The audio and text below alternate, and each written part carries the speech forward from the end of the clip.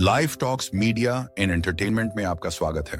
आज हम आपको एक ऐसे वैज्ञानिक की प्रेरणादायक कहानी सुनाने जा रहे हैं जिनका नाम शायद कम सुना गया हो, लेकिन जिनके कार्यों का प्रभाव आज भी हमारी जिंदगी में महसूस होता है।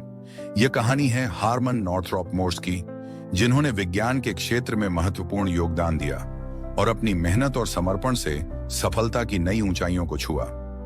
हारमन नॉर्थरॉप मोर्स का जन्म 15 अक्टूबर 1848 को कैम्ब्रिज, वर्मोंट में हुआ था।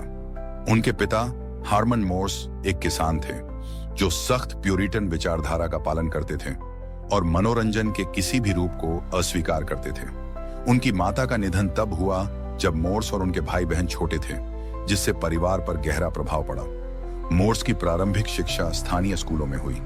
उनकी दादी के आर्थिक सहयोग से उन्हें एमहर्स्ट कॉलेज में पढ़ने का अवसर मिला, जहां उन्होंने स्नातक की डिग्री प्राप्त की।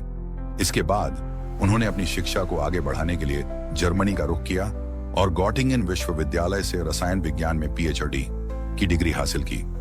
जर्मनी से लौटने के बाद मोर्स ने एमहर्स्ट कॉलेज में 1 वर्ष तक सहायक के रूप में कार्य किया। जॉन्स हॉपकिंस विश्वविद्यालय की स्थापना हुई तो उन्हें प्रोफेसर इरा रेमसेन के सहायक के रूप में नियुक्त किया गया। यहां उन्होंने रसायन विज्ञान विभाग की स्थापना में महत्वपूर्ण भूमिका निभाई और अपनी जर्मनी की शिक्षा का पूरा उपयोग किया।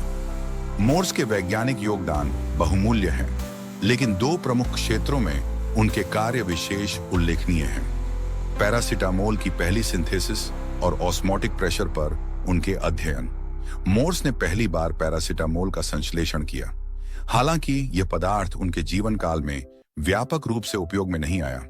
उनके निधन के दशकों बाद पैरासिटामोल एक प्रमुख दर्द निवारक और ज्वरनाशक दवा के रूप में उभरा। 20वीं सदी के पहले भाग में मोर्स ऑस्मोटिक प्रेशर के अध्ययन के लिए प्रसिद्ध थे। उन्होंने ऑस्मोटिक प्रेशर को मापने के लिए एक नई तकनीक विकसित की, जिससे वॉनेट हॉफ के सिद्धांत की पुष्टि हुई। इस कार्य के लिए उन्हें 1916 में एवोगाड्रो मेडल से सम्मानित किया गया। ऑस्मोटिक प्रेशर का अनुमान लगाने के लिए मोर्स समीकरण उनके नाम पर रखा गया है। मोर्स का निजी जीवन सरल और समर्पित था। उन्होंने 2 बार विवाह किया और उनके 4 बच्चे थे, 1 बेटी और 3 बेटे। उनकी दूसरी पत्नी एलिजाबेथ डेनिस क्लार्क ने उनके वैज्ञानिक लेखों की तैयारी में सहायता की। सेवानिवृत्ति के बाद मोर्स ने अपना अधिकांश समय घर पर बिताया और उनका स्वास्थ्य धीरे धीरे बिगड़ता गया। 8 सितंबर 1920 को मेन के चेबेक द्वीप में उनका निधन हो गया, जहां वे अपने ग्रीष्मकालीन अवकाश बिताते थे।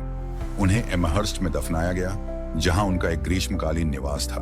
एक किसान परिवार से आने के बावजूद मोर्स ने उच्च शिक्षा की ओर कदम बढ़ाए और अपने समय के प्रमुख वैज्ञानिकों के साथ काम किया। उनके वैज्ञानिक अनुसंधान ने चिकित्सा और रसायन विज्ञान के क्षेत्रों में महत्वपूर्ण योगदान दिया, जो आज भी मान्यता प्राप्त हैं। अपनी उपलब्धियों के बावजूद मोर्स का जीवन सरल और विनम्र रहा, जो हमें सिखाता है कि सच्ची सफलता विनम्रता में निहित है। हारमन नॉर्थरॉप मोर्स की कहानी एक सच्ची सफलता की कहानी है, जो हमें दिखाती है कि कैसे समर्पण, मेहनत और ज्ञान की खोज से हम अपने लक्ष्यों को प्राप्त कर सकते हैं। उनकी जीवन यात्रा हमें प्रेरित करती है कि हम भी अपने सपनों को साकार करने के लिए निरंतर प्रयासरत रहें। यदि आपको यह कहानी प्रेरणादायक लगी हो तो कृपया हमारे चैनल को लाइक, सब्सक्राइब और शेयर करें, ताकि हम आपके लिए और भी ऐसी प्रेरणादायक कहानियां ला सकें।